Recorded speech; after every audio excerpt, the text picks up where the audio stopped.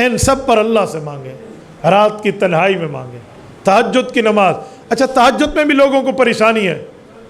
تہجد کا اصل وقت عشاء کی نماز کے بعد ہے۔ اصطلاح تو یہ ہے کہ نیند کو چھوڑ کے اٹھو اور پھر نماز پڑھ لو، ٹھیک ہے، ایک بندہ نیند نہیں چھوڑ سکتا تو میں اس کو تہجد کی اصل پٹی پہ چڑھانے کی ترتیب دیتا ہوں، وہ عشاء نماز کے بعد 2 نفل پڑھ لے، عشاء کے بعد وہی نماز ہے، اس پر 2 نفل پڑھ لے کہ میرے مولا میں اس نیت سے پڑھ رہا ہوں، اٹھ گیا تو پڑھ لوں گا، نہیں تو یہی تہجد، آپ اسی پڑھ لیں۔ ہمارے شیخ مکرم حضرت حکیم محمد اختر رحمہ اللہ ایک بڑا پیارا جملہ ارشاد فرماتے تھے، فرماتے ہیں 6 رکعت صلاۃ اوابین ہے، جو ہم اوابین پڑھتے ہیں، صلاۃ اوابین، یہ مغرب کی نماز کے بعد 6 رکعت ہے، تو فرماتے ہیں اگر 6 رکعت آپ کو لمبی لگتی ہے تو بہت آسان ترتیب بتاتا ہوں، 2 رکعت تو ویسے ہی پڑھتے ہو 3 فرضوں کے بعد بطور سنت، 2 نفل بھی پڑھتے ہو، یہ 4 ہو گئے، 2 نفل اور پڑھ لو، یہ 6 بھی اللہ تمہیں صلاۃ الاوابین عطا فرمائیں گے۔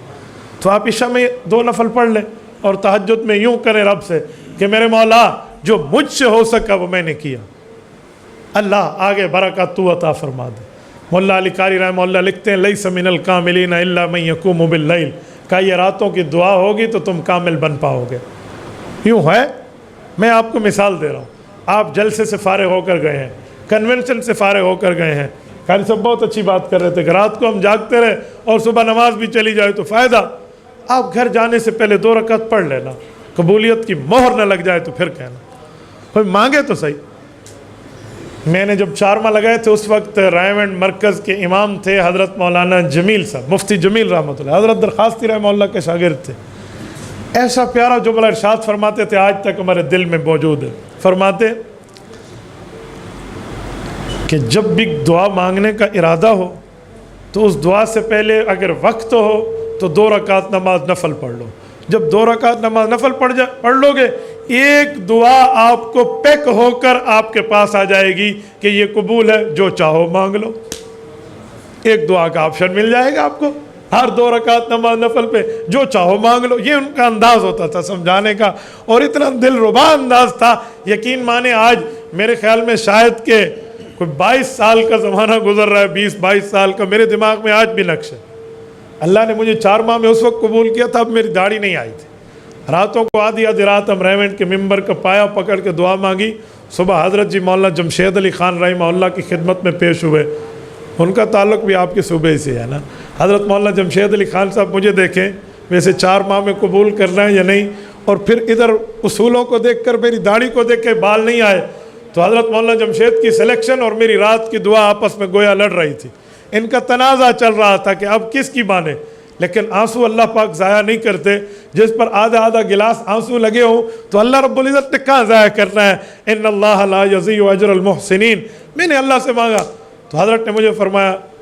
آپ کی عمر بلوغ، یہ پوری 2-4 پوچھ، آپ کی تعلیم، والدین کیا کرتے، جب میں نے اپنے والد مکرم کا تعارف فرمایا اور ان کو بتایا کہ ہمارے والد صاحب کی خدمات، تو یقین مانے ان کی آنکھوں میں آنسو آ گئے۔ میرے والد صاحب رحمہ اللہ الحمدللہ دارالعلوم سے، انڈیا سے، حضرت والد صاحب کو حضرت مدنی، حضرت مولانا مفتی کفایت اللہ دہلوی رحمہ اللہ، ان سب سے شرف تلمذ کے معاملات اور شرف حاصل ہے، تو ان باتوں کو سن کے تو جماعت والوں کا جا سکتا ہے انشاءاللہ، بچہ انشاءاللہ ناکام نہیں ہوگا، یہ مجھے یاد ہے، تو اس دعاؤں پر یوں ملتا ہے۔ تو بھائی یہ میں نے اپنے آپ کو اگزامپل کے طور پہ آپ کے سامنے پیش کیا ہے، تو آپ بھی اس طرح ترتیب رکھیے، آپ رات کو آئیے اللہ سے مانگنے والا معاملہ رکھیے، یاد رکھیں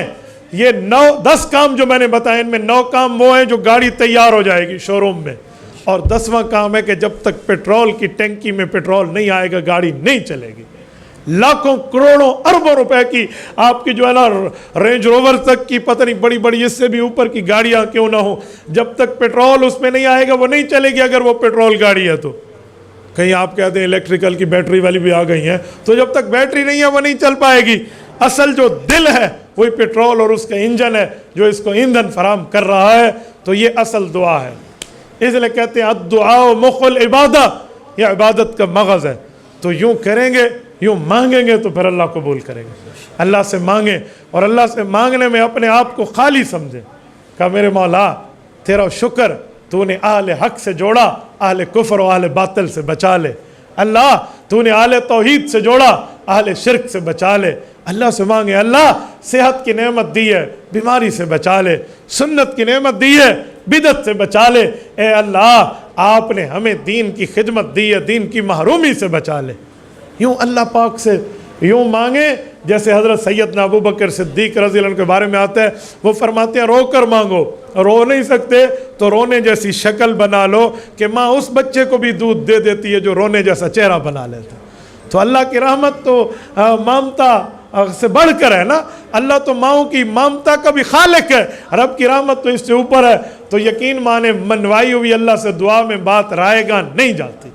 اور نہیں, میرا یہ تجربہ ہے, یقین مانے جب اللہ کی طرف بندہ متوجہ ہوتا ہے ہاتھ اٹھانا تو دور رہا, بعض اوقات اشتہائے قلب کو بھی دعا کی قبولیت کی شکل میں آ جاتا. اور جو اللہ سے مانگتا ہے اللہ اس سے خوش ہے, جو نہیں مانگتا اللہ اس سے ناراض ہے, کیونکہ رب کریم کا ہمیں حکم ہے ادعوا ربکم تضرعا وخفیا, اللہ سے مانگو. جب ہم حکم کو توڑیں گے نہیں مانگیں گے تو اللہ راضی کیسا ہوگا. اور یہ بات یاد رکھو, محبت اظہار چاہتی ہے, پیار اظہار چاہتا ہے, تعلق اظہار چاہتا ہے. آپ روزانہ اپنی زوجہ کو بھی محبت کی بات نہ کرے تو تیسرے دن اس نے منہ بنا لینا ہے. آپ اس سے پیار جتلاتے ہیں کہ میں آپ کا ہوں, میں آپ کا ذمہ دار ہوں, میں آپ کے ساتھ اچھا ہوں. تو بھائی محبت اظہار چاہتی ہے, اپنے رب کو بھی اپنی دعاؤں میں محبت کا اظہار بتاؤ کہ میرے مولا ہمیں آپ سے چاہیے,